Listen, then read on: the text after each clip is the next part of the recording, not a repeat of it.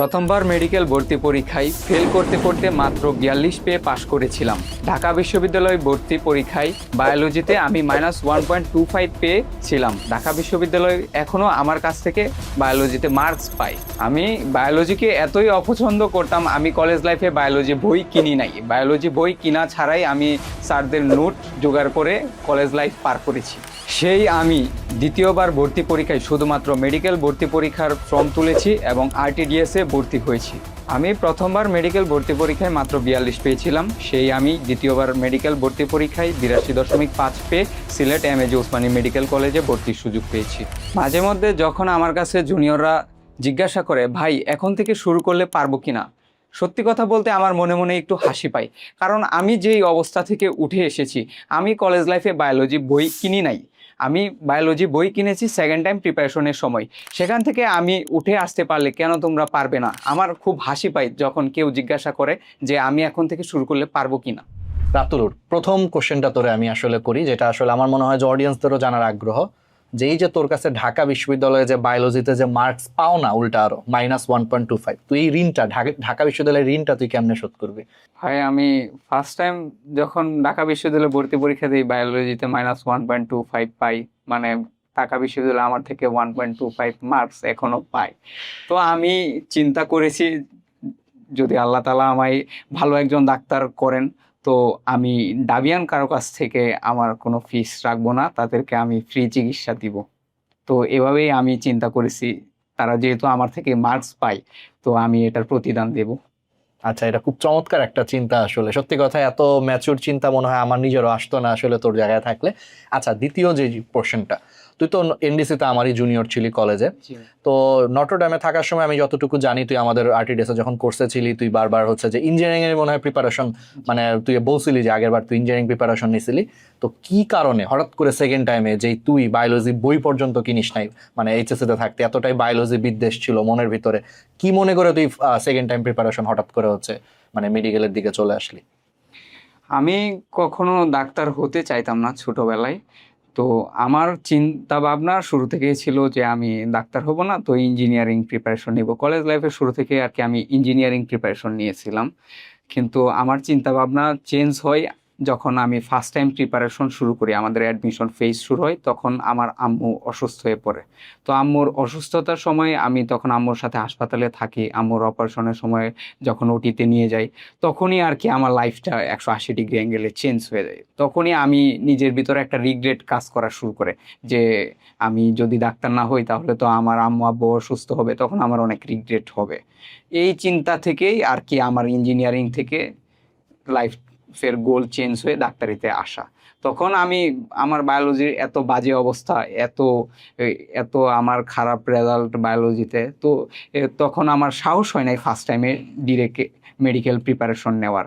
তো শুরুর দিকে আমি ইঞ্জিনিয়ারিং প্রিপারেশনই কন্টিনিউ করছিলাম, কিন্তু সেকেন্ড টাইমে তখন একটাই লক্ষ্য ছিল যে ডাক্তার হব, এবং সেজন্য আমি সেকেন্ড টাইমে শুধুমাত্র একটা ফর্মই তুলেছিলাম, মেডিকেল অ্যাডমিশন টেস্টের ফর্মই তুলেছি।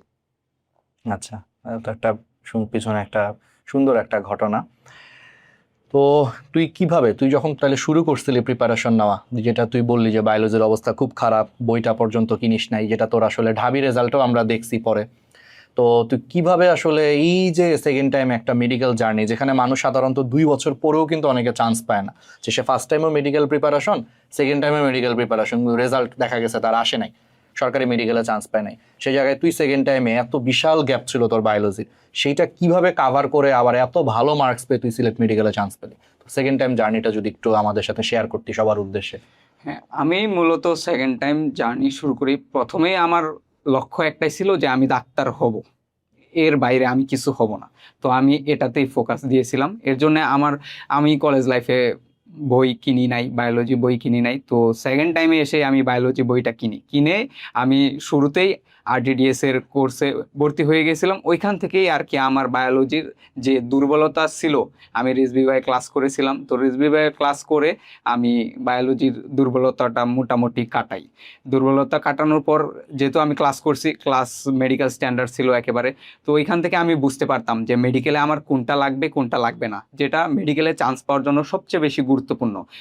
আপনি বললেন যে দুইবার প্রিপারেশন নিয়েছে কিন্তু চান্স পায় নাই, এদের মেজরিটি দেখা যায় এরা জানে না না যে মেডিকেলে আমার কোনটা লাগবে কোনটা লাগবে না। আমি ক্লাস করার পর RTDS এ রেসবিভার ক্লাস করার পর বুঝতে পারতাম যে আমার এটা লাগবে এটা লাগবে না। এর জন্য আমার বায়োলজি একেবারে গুছানো ছিল। গুছানো থাকার কারণে আমি অল্প টাইম, অন্যদের তুলনায় অল্প টাইম পড়লেও আমার বায়োলজি প্রিপারেশন অনেক ভালো ছিল। তো এভাবে আর কি বায়োলজি আমার দুর্বলতাটা কাটে। আর যেহেতু ইঞ্জিনিয়ারিং থেকে ছিলাম, আমার ফিজিক্স কেমিস্ট্রি মোটামুটি ভালো নলেজ ছিল, কিন্তু যেহেতু মেডিকেলে ফুল সিলেবাস, তো ফুল সিলেবাসের ক্লাসগুলো আমি তুরাব ভাইয়ের ক্লাস করেছি, আবার রাহাত ভাই আপনার ক্লাস করেছি। তো ক্লাস করে মোটামুটি আমার মেডিকেল প্রিপারেশনগুলা কন্টিনিউ করি। আর জিকে ইংলিশ আমার জন্য নতুন ছিল, কারণ আমি কলেজ লাইফে তো জিকে ইংলিশ পড়ি নাই। তো তখন জিকের জন্য জাদিদ ভাইয়ের ক্লাস করতাম। তো এগুলো করে মোটামুটি আমার প্রিপারেশনটা গুছিয়ে পরে পরবর্তীতে আমি ময়মনসিংহে RTDS এর অফলাইন ব্রাঞ্চ ছিল, ওইখানে আমি রেগুলার পরীক্ষা দিয়েছি। পরীক্ষা দেওয়ার ফলে আমার প্রিপারেশন লেভেলটা আস্তে আস্তে গ্রো করে, যার ফলে দেখা গেছে আমি কনফিডেন্ট ছিলাম যে আমার চান্স হবেই, এবং এর জন্য আমি একটা ফর্মই তুলেছি মেডিকেল অ্যাডমিশন টেস্টে। আচ্ছা, তো তোকে আরো কিছু কোশ্চেন আসলে স্টুডেন্টদের পক্ষ থেকেই করতেছি। তুই সেকেন্ড টাইম যখন প্রিপারেশনের সময় মানে নিজেকে কিভাবে মোটিভেট রাখতি? কারণ স্বাভাবিক শুরুতে তোর মনে হইতো যে আমার তো পুরো বায়োলজিটা বাকি, অনেক কিছু পড়া বাকি, অনেক কিছু, তখন কিভাবে মোটিভেট করতি নিজেকে? হ্যাঁ, সেকেন্ড টাইম প্রিপারেশন নেওয়ার ক্ষেত্রে সবচেয়ে বড় বাধা হচ্ছে মানসিক একটা সমস্যা থাকে, হতাশা আসে। তো আমার ক্ষেত্রেও হতাশা আসতো। তো আমি হতাশা কাটানোর জন্য পড়ালেখা বাদ দিতাম না, এটা হচ্ছে মেইন কথা। আমি আমার হতাশা কাজ করলে আমি নিজেকে ব্রেক দিতাম, 10-15 মিনিট ব্রেক দিতাম, ব্রেক দিয়ে পরে আবার টেবিলে ব্যাক করতাম। তো শুরুর দিকে অনেক খারাপ লাগতো, আত্মীয় স্বজন অনেকে কথা শোনাইতো, বন্ধুরা ভালো ভালো জায়গায় চান্স পেয়েছে, আমি চান্স পাই নাই, তো এটা একটু খারাপ লাগবেই, স্বাভাবিক। তো খারাপ লাগলে শুরুর দিকে দেখা যায় তো অনেক ডিস্ট্রাক্টেড হয়ে পড়তাম। তো খারাপ লাগতেছে, মোবাইলে গেম খেলতাম, এর জন্য দেখা যায় তো আমার পড়ার টাইম অনেক কমে যাইতো। তো শেষ পর্যন্ত আমি আমার মোবাইল নিজ হাতে ভেঙে ফেলছিলাম। তো আমার একটা ট্যাব ছিল, ওই ট্যাবে শুধুমাত্র ইউটিউব ছিল আর টেলিগ্রাম ছিল, ওইখান থেকে RTDS এর আমি ক্লাস কন্টিনিউ করছি। তো এভাবেই আর কি নিজেকে পুশ করতাম, হতাশা থেকে যতটুক সম্ভব দূরে থাকার চেষ্টা করতাম।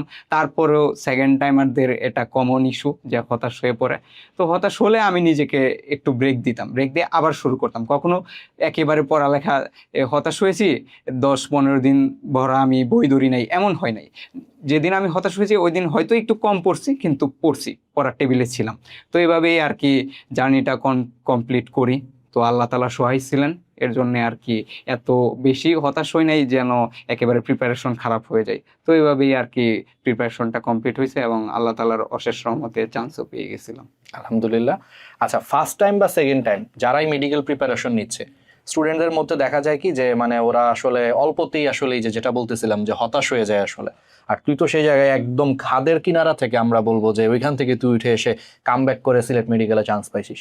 তো তোর এক্সপিরিয়েন্স থেকে যে স্টুডেন্টরা যারা এখন ফার্স্ট টাইম বা সেকেন্ড টাইম, যার স্বপ্ন আসলে মেডিকেলে পড়া বা যে কোনো অ্যাডমিশন, ভার্সিটি হোক হোক ইঞ্জিনিয়ারিং, অ্যাডমিশন তো অ্যাডমিশনই, যে কোনো অ্যাডমিশনের এই প্রেশারটাকে কিভাবে আসলে ওরা জয় করতে পারে, মানে তোর পার্সপেক্টিভ থেকে যদি বলতি। আমার পার্সপেক্টিভে আমি যেহেতু 2বার অ্যাডমিশন ফেজ আমি কমপ্লিট করে আসছি, আমার কাছে মনে হয় সবচেয়ে বড় যে ইস্যুটা সেটা হচ্ছে লেগে থাকতে হবে শেষ পর্যন্ত। একটা জিনিসে শেষ পর্যন্ত লেগে থাকলে তখনই তার রেজাল্টটা বোঝা যায় যে কেমন রেজাল্ট করছে। এখন আমি যদি ফার্স্ট টাইমে আমি একটা ব্লান্ডার করে ফেলছি, এখন আমি যদি নিজেকে ওইখানেই ছেড়ে দিতাম, তাহলে হয়তো আমি আজকে থাকতাম না, আমি মেডিকেল চান্সই পাইতাম না, কারণ আমি প্রিপারেশনই নিতাম না। তো এই যে আমি নিজেকে ধরে রাখছিলাম, ধৈর্যের একটা ব্যাপার আছে, এবং এই ধৈর্য নিয়ে রেগুলার থাকতে হবে। প্রতিদিন প্রতিদিন পড়তে হবে, প্রতিদিনের পড়া কমপ্লিট করতে হবে, রেগুলারিটি মেনটেন করতে হবে। রেগুলারিটি মেনটেন করলে শেষ পর্যন্ত এমনিতেই ভালো প্রিপারেশন হয়ে যায়। আর ভালো প্রিপারেশন হয়ে গেলে এমনিতেই অটোমেটিক্যালি চান্স হয়ে যায়, নিজের ভিতরে একটা কনফিডেন্স আসে। আমার ভিতরেও সেম জিনিসটাই হয়েছে। আমি রেগুলার ছিলাম, প্রতিদিন পড়েছি, পড়ার ফলে আমার হয়তো আমি টাইম অন্যদের তুলনায় কম পেয়েছি, কিন্তু তারপরে আমার প্রিপারেশনটা ভালো ছিল বিদায় আমি কনফিডেন্স ছিলাম যে আমার চান্স হবেই, এবং আমি একটা ফর্মই তুলছি। তো জুনিয়রদের প্রতিও আমার এই কথাটাই থাকবে যে রেগুলার থাকতে হবে, শেষ পর্যন্ত লেগে থাকতে হবে। যে কোনো অ্যাডমিশন টেস্টে, ইঞ্জিনিয়ারিং হোক, মেডিকেল অ্যাডমিশন টেস্ট হোক, বা ভার্সিটি অ্যাডমিশন টেস্ট হোক, কেউ যদি রেগুলার থাকে এবং শেষ পর্যন্ত লেগে থাকে, তার কোনো না কোনো জায়গায় হবেই, এটা অবধারিত। আমার এক্সপিরিয়েন্স থেকে আমি তাই মনে করি। আচ্ছা, তোর যখন চান্স পাইছিলি, মানে তোর রেজাল্টটা যখন আঙ্কেল আন্টি শুনলেন, মানে ওনাদের অনুভূতি প্লাস তোর আসলে এই কষ্টের পরে আসলে যেই দিন রেজাল্টটা পাইলি ওই দিন কেমন লাগছে? এই কোয়েশ্চেনটা এখন পর্যন্ত আমায় কেউ জিজ্ঞাসা করে নাই, আমি ওইভাবে ভাবিও নাই যে 14ই ডিসেম্বর কেমন অনুভূতি ছিল। তো আমি ওই দিন আমি রিল্যাক্স ছিলাম যে আমার চান্স হবে, এটা আমি নিজ থেকে বিলিভ করতাম। তো ওই দিন হচ্ছে আব্বু আম্মু অনেক টেনশনে ছিলেন। আমার আব্বু অফিসে ছিলেন, একটু পর পর আম্মুকে ফোন দিচ্ছিলেন যে আমি কোথায়, কারণ তাদের কাছে অনেক টেনশন ছিল যে আমি যদি বাই এনি চান্স না হয় ওনাদের কাছে, কিন্তু আমি জানতাম আমার চান্স হবে, যদি না হয় আমি উল্টাপাল্টা কিছু আবার করে ফেলতে পারি, এই ভয় ছিল আমার বাবা মার ভিতরে।